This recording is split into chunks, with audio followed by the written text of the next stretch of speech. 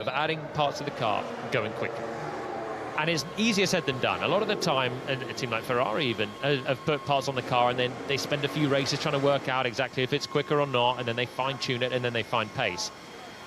2 years ago, McLaren entered championship-winning fray here when Lando Norris won the race in 2024.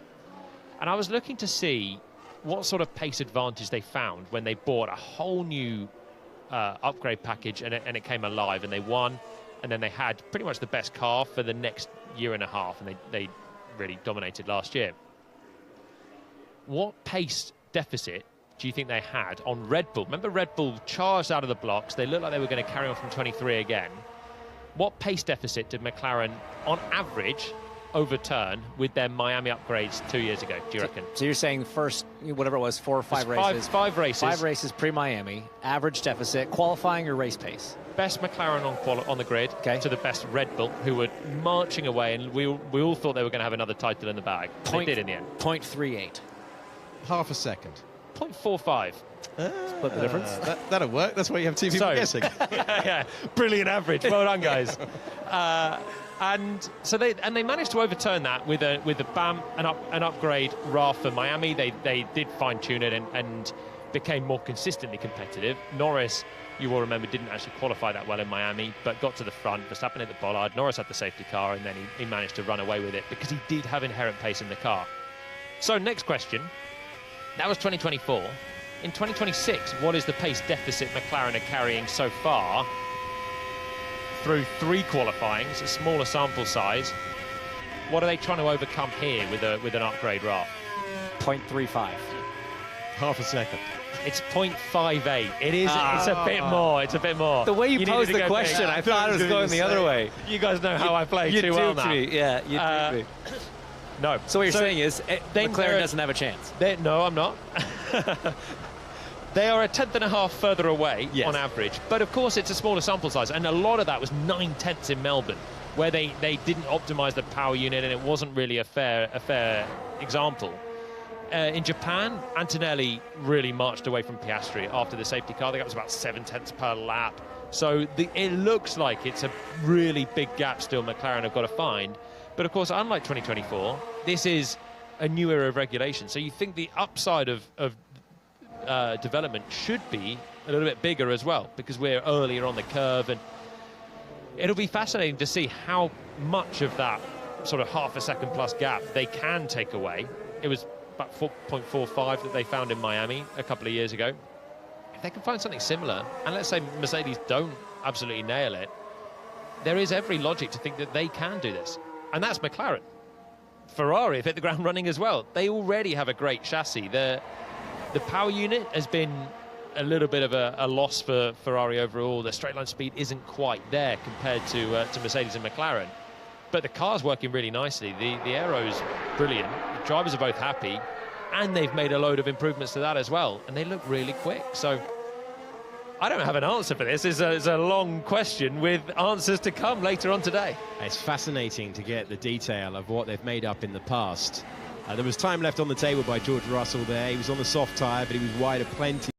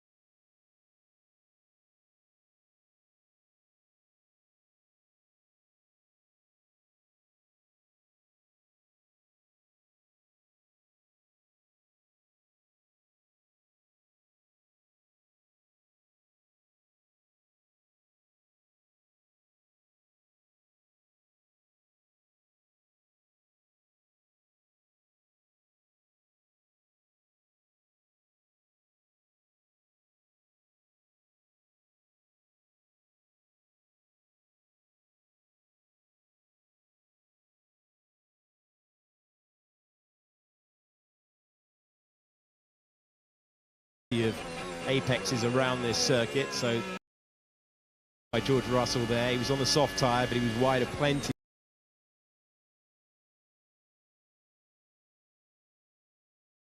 of apexes around this circuit. So he's not quite dialed in. He hasn't looked dialed in across the entire 90-minute session that we've been running so far. How about Max Verstappen in this vastly updated Red Bull?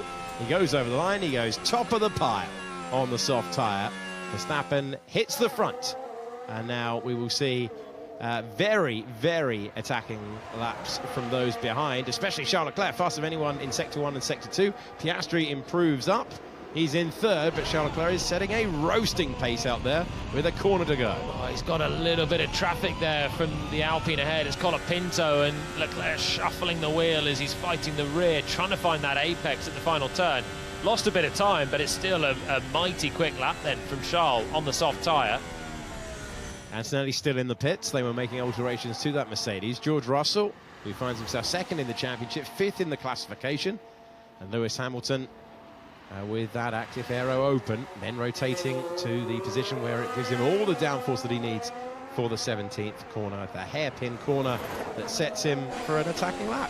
Yeah, out lap for Lewis, fresh set of soft tyres. His teammates just laid down a marker. Jump on board and see what this looks like with an upgraded Ferrari, a very happy driver, giving it the beans now, heading down towards turn 1. And one of the things the drivers sort of said is we see a little bit of a correction there for Hamilton on entry. Oh, it looks lively, doesn't it? It does, yeah. But one of the things the drivers said was with the tweaks that Formula One brought for this race in terms of how the energy's deployed and recovered, you don't have to be looking down at your steering wheel on the build-up to the lap. The start of the lap was a little bit of a foreign approach for drivers. Now it's much more kind of typical of what they're used to, and that's one thing they really, really enjoy about these new this new approach to it, as he does go purple in Sector 1. Yeah, lively but quick, building the speed. It drops just a fraction, but I'll tell you what, it's nowhere near as severe as what we've seen earlier on in the season. Limit of oversteer through turn 11. Now, turn 12 has been just inherently a bit understeer until you try and feed in the throttle through the exit. This has been oversteer all the way through the weekend so far, but it's way more planted now as we go through the lap with Hamilton. You can really see that nimble quality, right? The lighter cars through that section, even though it's slow, the change of direction, how much more precise you can be. You can place the car, move it a little bit more, not have to compromise on car position quite as much. Oh, way wide, way long on the brakes in 17. Is going to do what he can, try to salvage the lap. Exactly what Russell did a few moments ago. Hamilton over the line, 3/10 back. It was a very encouraging first sector. More defined for Lewis Hamilton. It's won so many times in the USA. Yeah, so let's pick it up with Lando Norris then, who was so quick earlier on in this session, and he's really quick through the first sector. So this is a man that loves Miami. Very quick, loads of flow viz still on that McLaren. They are really using every single run to try and understand what is going on all those new aerodynamic surfaces. Active aero open as he heads down towards the big stamp on the brakes, the left-hander of 11. Limit of oversteer, usually limited by understeer coming through the long right, and then you're now into this lower speed traction zone through the chicane there, always flicking the rear out. Everyone seems to be finding a good chunk though, with the track evolution coming up and the soft tyres. Good work from Bortoletto there to get out of the way, but he's lost a bit of it. That could have been from the traffic, certainly. That wasn't nothing. So yellow in Sector 2, but still within a shout. Bit of a draft here off of the Williams, but no, it's going to hold him up. Had to take the evasive action, and Norris bails out of a lap that was looking so encouraging. Less than 0.02 of a second away.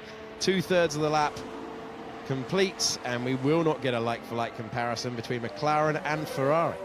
So we wait for Antonelli to show what Mercedes can do. I still think Russell's nursing some issues out there to be 0.6 away, even if he's finding pace. We'll see Antonelli hopefully soon. Still waits in the garage and will take the best of the track if he does head out on the softs. That was Albon on an outlap, getting himself into the right window to start a flyer, but even just braking on the racing line there, Norris approaching at high speed can't guarantee that Albon has seen him and will get out of the way, so you just can't commit to the brakes And as soon as he got close, he realised that actually probably Albon hadn't seen him and was turning in, so it was the right move to be in a position to bail out. This is on board with Lando Norris. Alex Albon, the car in front. And at that distance, you're losing so much downforce off the car. You lose that braking potential. Yeah, you just think, please move, please move, please move. And then you just can't commit into that as Albon stays on the racing line. Frustration for Norris. Yeah, and you could see the way he was setting the corner up that he was about to start a lap. So he was probably not going to move over. They should do, really. Should have. This is Charles Leclerc, 16th corner of the racetrack. He's always brushing the wall through there. It's about time someone did that around here, isn't it? It's usually this corner, it's 16 as we get a super close. Yeah, that counts. Yeah. That is super close to the wall. Not yet brushing the maker's name off the tyre. Plenty of room. Plenty of room. Right, Oscar Piastri, 4th fastest at the moment. Albon's time was good enough for 9th position.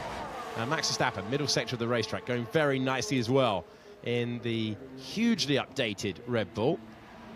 And very quick in the final sector as well. Encouraging times for Red Bull Racing. And Max Verstappen, who finds himself in P2. That was a personal best, despite no improvement in the first sector of the racetrack. Talking of personal best, there's another one, this time for Oscar Piastri. He's in P3. Leclerc, Verstappen, Piastri, the top 3. Then it's Hamilton, Antonelli, Russell, Norris, Colapinto, Albon and Hadjar, the top 10.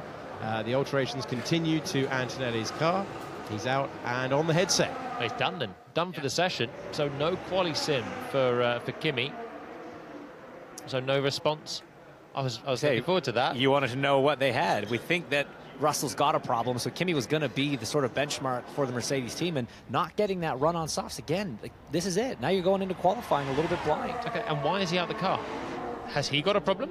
Is this another Mercedes issue? Otherwise, you'd stay in the car, you'd take a practice start at the end of the session, you'd run some laps, wouldn't you? Yeah, well, yeah. I mean, you want to get out on the softs as well. I mean, this is not a planned early stop. He didn't decide, we usually get 60 minutes. I've done 80-something now. Let's call it a day. So some issues, certainly, over at the Mercedes team. Word from the Mercedes garage. They've been trying to troubleshoot an issue on Kimi's power unit. They haven't got enough time to fix it in the session. That's direct word from the team. So, power unit trouble over the radio for Russell. Power unit trouble for Antonelli.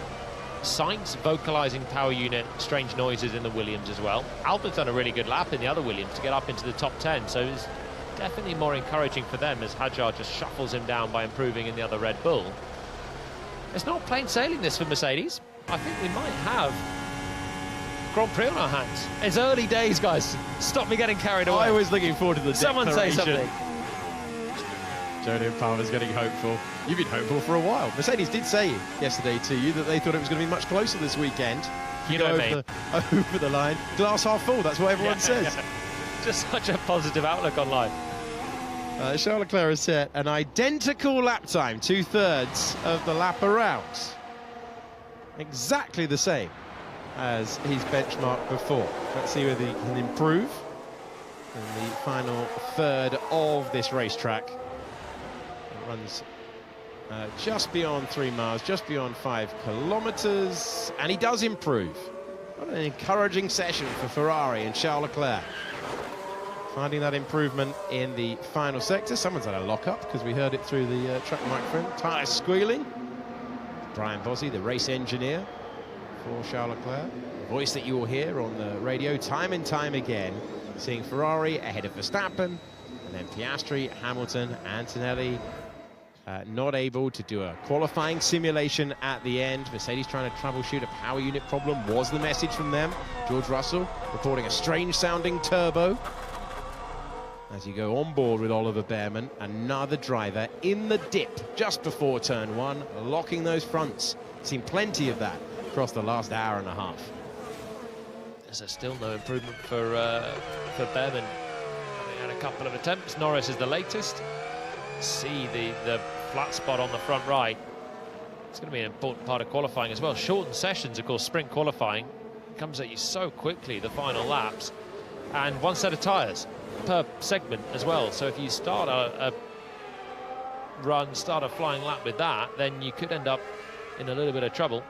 And so far, I think the field it feels a little bit closer. Of course, it's only practice, but it's the only practice. So you'd have thought the teams generally would be trying to run it somewhere near a qualifying spec for these soft tyre runs as we get another one through the runoff. It's Hulkenberg. Hulkenberg going very deep. We saw a very similar thing, didn't we? Very similar thing from Bortoleto. Had to turn the other way to rejoin the racetrack.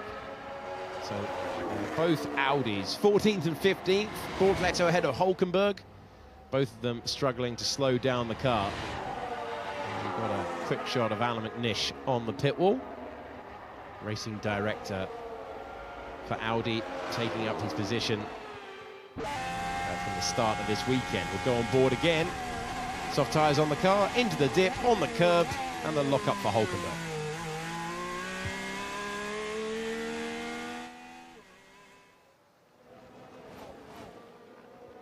Driver chasing his first point-scoring finish of the season. Memorable podium 1 year ago at Silverstone.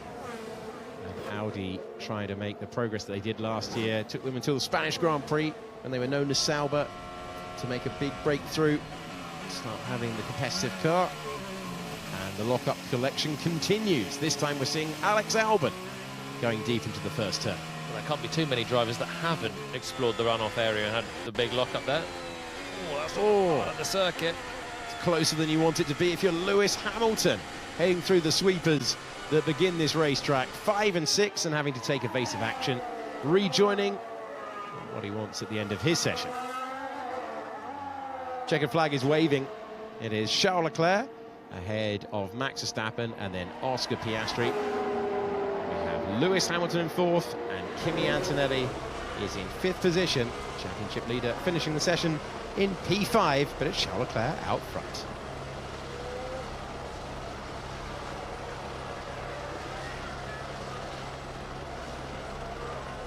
Leclerc, Verstappen, Piastri, Hamilton, Antonelli, Russell, Norris, Gasly, Hadjar and Sainz, the top 10.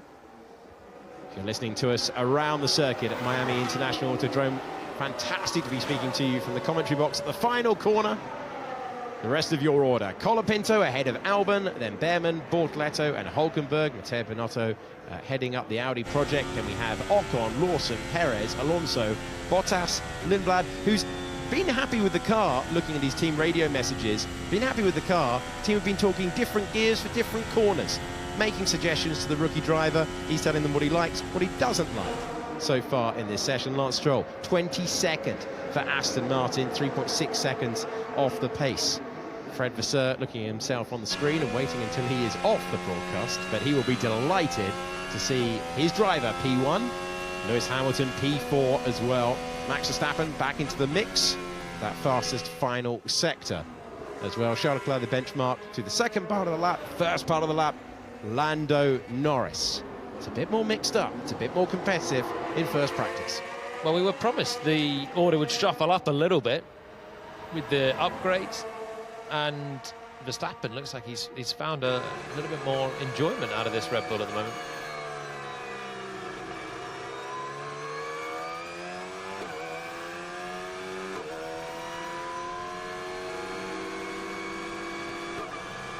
First practice in the books. Charles Leclerc fastest for Ferrari. Let's hear from Piastri. Yeah, touched the wall a little bit on the last lap out of 60.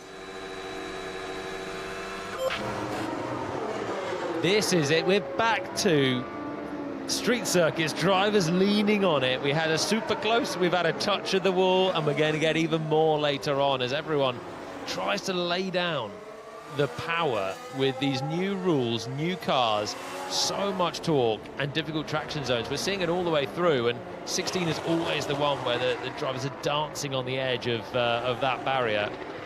Piastri did that. He improved on his time as he did it as well, so presumably it's all fine, but you always want to radio that in as a driver just to make sure the team check the car. It'll be the right hand side, probably the right rear. Let's have a look at it. It's going to be in a few corners time. So this is 11. We're going to sweep through 12. We're going to have the chicane coming up, and then it's this one here on the exit. So I'll tell you what, it looks rosy on the way in. The car looks well poised, and then he's just got greedy on the throttle. Just how early can he get it on? Straightens it up. That's beautiful. No complaints. Quick. Exactly what you want to see from that wall camera. And for those watching on the main straight, the wonderful rising of the revs and the practice starts that are so important for the driver's confidence, the team's data going across the weekend. George Russell lining up as well, ready to make his practice start. And a spectacle for all those on the main straight, in the main grandstand. Let's go on board with George Russell and listen in.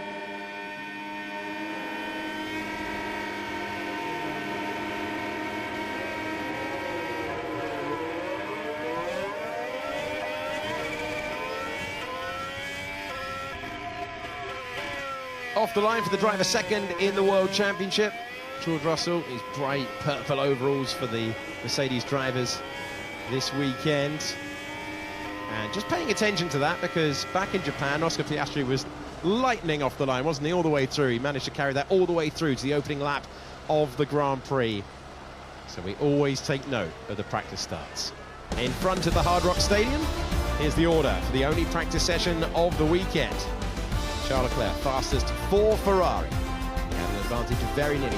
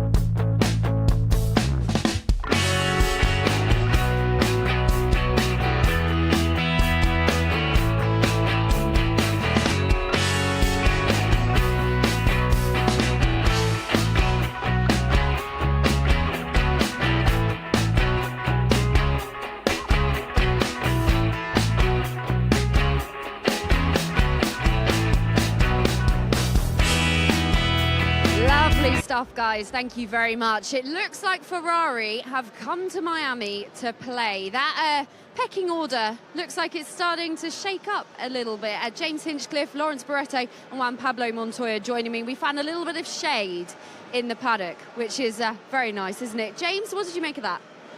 I'm excited. I mean, I was excited coming into this weekend, going into that session, just with all the unknowns, all the upgrades, all the changes, sprint weekend, one practice, and the fact that the odds-on favorites coming in here clearly hit a bit of trouble. George Russell complaining about a turbo issue, Kimi Antonelli having to diagnose a power unit issue, not getting a run on the softs, not getting that quali sim, heading into sprint qualifying.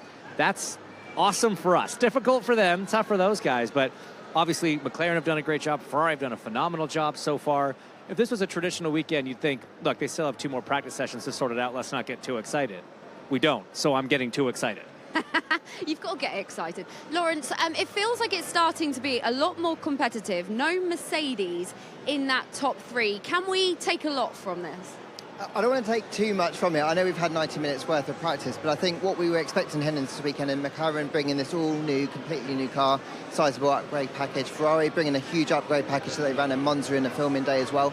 So we were expecting them to make some sort of step, whether or not we were thinking they were going to jump ahead of Mercedes. If you talk to Fred Vasseur and Zach Brown, they were saying, no, not really, we're going to close that gap. So I think there probably is Mercedes' advantage in terms of pure performance. It's just the reliability, which frankly has been their Achilles heel so far this year, with George particularly through the year. Well, let's talk a little bit about those issues for Mercedes then, Juan. What did you make of it? Is this something that Mercedes are going to be really worried about? Because Kimi Antonelli with that power unit issue at the end there does look quite concerning. Yeah, I mean, how bad is it? It shouldn't be that bad. The problem is there's so many electronics in the cars. They haven't run really the cars for a while. And they're just going to, you know, humidity, everything. They're going to go through everything, fix the little problems. Honestly, I've been in my area, the thing used to break down every week. It was normal. Nowadays they don't break, and they're very reliable. So I'm not really that concerned. And it's really good to see the Ferrari being so competitive, McLaren being right there. Who's going to be better? We really don't know the fuel loads where everybody is. So until we go to qualifying, we really don't know where everybody is. But I still believe Mercedes is they're not going to win by a mile, but I think they still got it. You think they've still got it? Well, Kimi Antonelli scooted past us a second ago, whacked you on the back. He looks all right, doesn't he? It's happy. And for him to be that comfortable and relaxed, I've seen him, I know him quite well. And when he's that relaxed, they're in trouble. And look, he likes it here. We know that. He ran well here last year. But what I'm thinking about is, you know, obviously that Ferrari performed super well. But if Lando had finished that lap, I think Lando actually was going to be the one to really keep an eye on. That was a really, really quick lap he had going before that last turn. Well, let's talk a little bit about McLaren and Ferrari then, because all eyes were on them. It's sort of the battle of the upgrades, wasn't it? Sam Collins is in the studio. What did you make of both of them? Who's got the better upgrade, Sam? Thanks, Betty. Look, the thing about upgrades is you don't have necessarily better upgrades, you just have different. And if there is a battle of the upgrades, it is kind of at the moment between McLaren and Ferrari. Ferrari's got the bigger volume of upgrades and the more intricate upgrades, but McLaren have, well, they haven't been doing much up until this point of the season. And I suspect the enforced spring break has interrupted McLaren's flow of development. Normally they like to bring new parts like this rear suspension to a Grand Prix, play with it a little bit, then take it away, have a think about it, and then bring it back to the track, and then it works brilliantly because they've had a bit of time to think about it. Not having the last two races means that McLaren now are a little bit on the back foot. They have to make the upgrades work first time, and that's a bit of a change for them. And another thing I've noticed with McLaren is how the different approach they're taking with their cooling system. Now, if you look on the bodywork, it doesn't have any openings on the side pod or on the top deck of the car, just a very large rear opening. And I think it's worth taking a look at the back of the McLaren because it's a little bit hard to see some of the detailed changes they've made. But in this shot here, we get to have a nice look at the diffuser, but that's not what I want to draw your attention to. It's this section of the car here. Now, you can see on the screen there, that section I've highlighted. McLaren, like a number of teams, have introduced this sort of section that's partly blanked off at the rear of the exhaust. But look underneath, that very neat, very small little winglet. It looks like a complete winglet with end plates and sections like that. So they're almost managing the airflow